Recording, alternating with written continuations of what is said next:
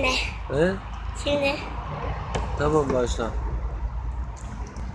Süt içince, her şeyimiz, illerimiz, günler geçince,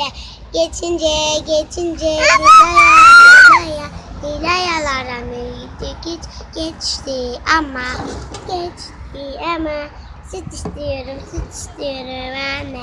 Sen niye bana vermiyorsun, güle güle, Bitti. Ya söyle. Ha. Başka bir şarkı söyle. Bitti. Hangisini söyleyeceksin?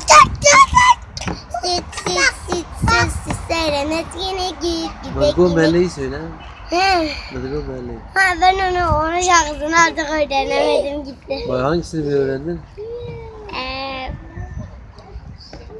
Hangisini öğrendin? Sen bana onu söyle. Hangisini öğrendin?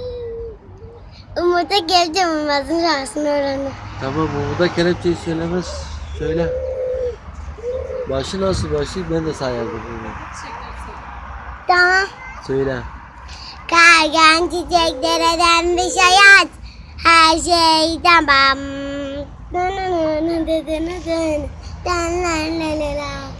Evgili değil var imdada ne olsun.